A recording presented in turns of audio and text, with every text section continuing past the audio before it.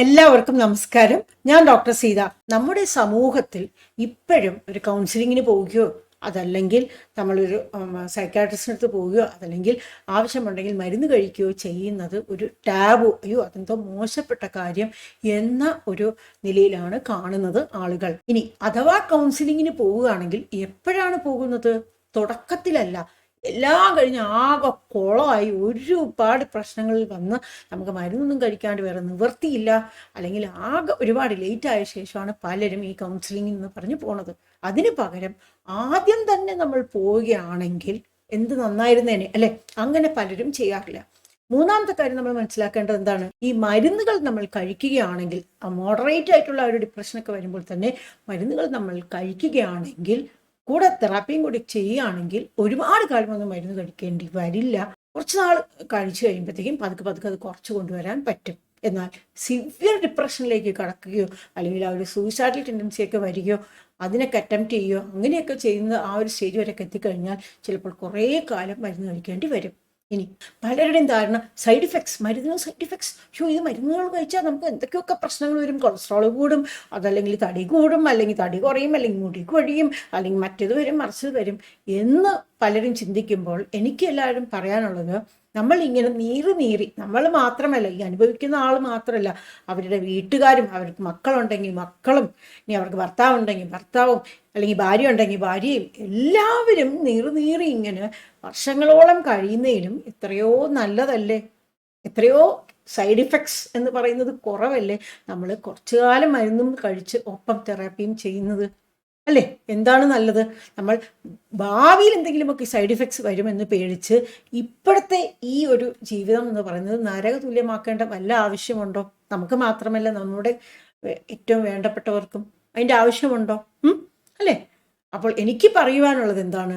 നമ്മൾ ഈ ഡിപ്രഷനെ പേടിക്കേണ്ട ഒരു ആവശ്യമില്ല. ഡിപ്രഷൻ തുടക്ക സ്റ്റേജിൽ തന്നെ നമ്മൾ ആ ഒരു തെറാപ്പിയിലൂടെ നമുക്ക് പൂർണ്ണമായിട്ടും ശരിയാക്കാൻ പറ്റും. ആൻഡ് മോഡറേറ്റ് സ്റ്റേജ് ആണെങ്കിൽ തെറാപ്പി പ്ലസ് ആ ഒരു മെഡിസിൻസ്, സിവിയർ ആ ഒരു ഡിപ്രഷനിലേക്ക് പോവുകയാണെങ്കിലും മെഡിസിൻസ് പ്ലസ് തെറാപ്പി തന്നെയാണ്. പക്ഷേ മെഡിസിൻസ് കുറേ കാലത്തേക്ക് കണ്ടിന്യൂ ചെയ്യേണ്ടതായിട്ട് വരും. സിവിയർ ഡിപ്രഷനിലേക്കൊന്നും പോകുന്നത് വരെ നമ്മൾ വെയിറ്റ് ചെയ്യാതിരിക്കുവാൻ വേണ്ടി ശ്രമിക്കുക എന്നതാണ് എനിക്ക് പ്രധാനമായിട്ടും പറയുവാനുള്ളത്. കഴിവതും മൈൽഡായിട്ടുള്ള ആ ഒരു ഡിപ്രഷൻ എത്തിയാൽ തന്നെ നമ്മൾ ആവശ്യമുള്ള ആ ഒരു തെറാപ്പിസ്റ്റിനെയോ അല്ലെങ്കിൽ കൗൺസിലറിനെയോ പോയിട്ട് കാണേണ്ടതാണ്. ആവശ്യമുള്ള കൗൺസിലിംഗ് എടുക്കേണ്ടതാണ്. പിന്നെ കൗൺസിലിംഗ് എന്ന് പറയുമ്പോൾ ഒരു വ്യക്തിയും ഒറ്റയ്ക്കല്ല ജീവിക്കുന്നത്, വീട്ടിൽ പലരുമായിട്ട് ഇടപഴകുന്നുണ്ടാവും അല്ലേ? കല്യാണം കഴിക്കാത്തവരാണെങ്കിൽ പേരൻസും സിസ്റ്റേഴ്സും ബ്രദേഴ്സും പിന്നെ ക്ലോസ് റിലേറ്റീവ്സുമായിട്ടും, കല്യാണം കഴിഞ്ഞവരാണെങ്കിൽ സ്വന്തം വീട്ടിലുള്ളവരും അതേപോലെ കല്യാണം കഴിപ്പിച്ച വീട്ടിലുള്ളവരും, അതാണുങ്ങളായാലും ശരി പെണ്ണുങ്ങളായാലും ശരി, വീട്ടിലുള്ളവരും പിന്നെ കുട്ടികളുണ്ടെങ്കിൽ കുട്ടികളുമായിട്ടും ഇവരുമായിട്ടൊക്കെ ഇൻട്രാക്ഷൻ ഉണ്ടാവും അല്ലേ?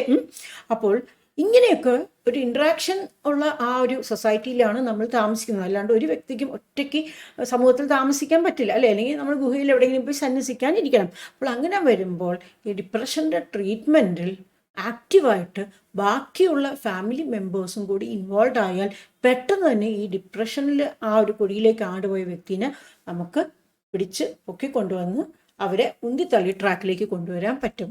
അപ്പം അത് കാരണം ഡിപ്രഷൻ ഉള്ള വീട്ടിലത്തെ ആ ഒരു ബാക്കിയുള്ള ആൾക്കാരും സഹകരിക്കണം എന്നത് വളരെ പ്രധാനപ്പെട്ട ഒരു കാര്യമാണ്. അതല്ലാതെ ഒരു ആൻറ്റി ഡിപ്രഷൻ മരുന്ന് നമ്മൾ കൊടുത്തു ആ പേഷ്യൻറ്റിന്, അതേപോലെ തെറാപ്പി ആ പേഷ്യൻറ്റിന് മാത്രം കൊടുത്തു എന്ന രീതിയിലും പോരാ. കൂടെയുള്ള ഫാമിലി മെമ്പേഴ്സും കൂടി സഹകരിച്ചാൽ പെട്ടെന്ന് തന്നെ നമുക്ക് ഇവരെ രക്ഷപ്പെടുത്തി കൊണ്ടുവരാൻ പറ്റും. ഇനി വളരെ സ്ട്രോങ് ആയിട്ടുള്ള ആൾക്കാർക്ക് ഒരിക്കലും ഡിപ്രഷൻ വരില്ല. അവരുടെ ഡിപ്രഷനിലൂടെ കടന്നേ പോകില്ല. അവരെപ്പോഴും പോസിറ്റീവായിട്ട് തന്നെ ഇരിക്കും. ഇനി അഥവാ അവർ ഡിപ്രസ്ഡ് ആണ് എന്ന് അവർ പറയുകയാണെങ്കിൽ അതവർ മടി കാരണം പറയുന്നതാണ്, അല്ലെങ്കിൽ അവർ ശ്രമിക്കാഞ്ഞിട്ട് പറയുകയാണ്, അവർക്കൊന്ന് ശ്രമിച്ചാൽ ശരിയാകാൻ പറ്റും എന്ന് കരുതുന്നതും തെറ്റാണ്. കാരണം എത്ര സ്ട്രോങ് ആയിട്ടുള്ള ആളുകളും ചിലപ്പോൾ ഡിപ്രസീവായിട്ടുള്ള ഒരു സിറ്റുവേഷൻസിലൂടെ കടന്നു പോകേണ്ടി വരും. അത് കുറേ കാലമൊക്കെ നീണ്ടു നിൽക്കുകയാണെങ്കിൽ ഇങ്ങനെ ഈ പറഞ്ഞ പോലെ മൈൽഡോ മോഡറേറ്റോ അല്ലെങ്കിൽ സിവിയറോ ഡിപ്രഷൻ വന്നേക്കാം, അനുഭവപ്പെട്ടേക്കാം അവർക്കും. അപ്പോൾ അങ്ങനെയുള്ളപ്പോൾ അവർക്കും ഹെൽപ്പ് ആവശ്യമാണ്. ഹെൽപ്പ് ചോദിക്കാൻ ഒരിക്കലും മടിക്കരുത്. നമ്മൾ സ്ട്രോങ് ആണ്, നമുക്ക് ആരുടെയും കൗൺസിലിംഗ് ആവശ്യമില്ല, നമുക്ക് മരുന്നൊന്നും ആവശ്യമില്ല, നമ്മൾ ശരിയായിക്കോളും എന്നുള്ള ആ ഒരു രീതിയിൽ നമ്മൾ ഇരിക്കാൻ പാടില്ല. ആവശ്യമുള്ള സമയത്ത് അത് എത്രയും പെട്ടെന്ന് തന്നെ നമ്മൾ ഹെൽപ്പ് ചോദിക്കണം. അത് ഞാൻ ഈ പറഞ്ഞ രീതിയിൽ മൈൽഡ്, മോഡറേറ്റ്, സിവിയറിന് എങ്ങനെയാണ് ഹെൽപ്പ് എന്നുള്ള രീതിയിൽ ആ ഹെൽപ്പ് ചോദിച്ച് ആ ഹെൽപ്പ് നമ്മൾ അത് സ്വീകരിച്ച് അതനുസരിച്ചിട്ട് നമ്മൾ പ്രവർത്തിക്കണം. അതേപോലെ ഡിപ്രഷനിൽ കിടക്കുന്ന ആ ഒരു വ്യക്തിക്ക് ആ മരുന്നൊക്കെ കുറച്ച് കഴിച്ച് കഴിഞ്ഞ് അതിൻ്റെ ഒരു ഇഫക്ട്സ് കുറച്ചായി കഴിഞ്ഞിട്ട് നമുക്കൊരു ഇൻഡിവിജ്വൽ കൗൺസിലിങ്ങോ തെറപ്പിയൊക്കെ കൊടുത്തു കഴിഞ്ഞാൽ അവർക്ക് കുറച്ചെങ്കിലും എന്തെങ്കിലും ഒരു മാറ്റം വരികയുള്ളൂ, സിവിയർ ഡിപ്രഷനൊക്കെ ആണെങ്കിൽ. അത് ആദ്യം തന്നെ നമ്മൾ അവർക്ക് കുറേ ഉപദേശങ്ങളൊക്കെയാണ് കൊടുക്കുന്നതെങ്കിൽ അവരിങ്ങനെ കേട്ടോണ്ടിരിക്കും, പക്ഷെ ഒന്നും അവരുടെ ഉള്ളിലേക്ക് പോകില്ല, അതനുസരിച്ചിട്ടൊന്നും അവർക്ക് പ്രവർത്തിക്കാൻ പറ്റുകയില്ല. അപ്പം നമ്മൾ വിചാരിക്കും എന്താ ഈ തെറാപ്പിക്കും കൗൺസിലിങ്ങും കൊണ്ടുപോയിട്ട് പ്രത്യേകിച്ച് കാര്യമൊന്നും ഇല്ല എന്ന്. അപ്പോൾ മോഡറേറ്റ് ടു സിവിയർ ഡിപ്രഷൻ ആണെങ്കിൽ മെഡിസിൻസ് കഴിക്കേണ്ടത് വളരെ വളരെ ആവശ്യമാണ്. അപ്പോൾ ഈ 3 കഥകളിൽ നിന്നും അത് കഴിഞ്ഞിട്ടുള്ള ഈ സന്ദേശങ്ങൾ വഴിയും ഞാൻ പറഞ്ഞു തന്ന കാര്യങ്ങൾ നിങ്ങൾ എല്ലാവരും ഉൾക്കൊള്ളും എന്ന് തന്നെ ഞാൻ പ്രതീക്ഷിക്കുന്നു.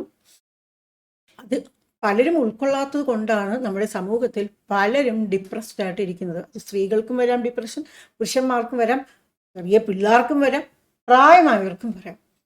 ആർക്ക് വന്നാലും A stitch in time saves 9 എന്നൊരു ചൊല്ലുണ്ടല്ലോ. അതായത് നമ്മളൊരു ചെറിയൊരു കീറൽ നമ്മുടെ ഡ്രസ്സിലോ എവിടെയെങ്കിലും വന്നു കഴിഞ്ഞാൽ ആ ചെറുതായിരിക്കുമ്പോൾ തന്നെ നമ്മൾ തുന്നിയാൽ 1-2 തുന്നിലിട്ടാൽ മതി.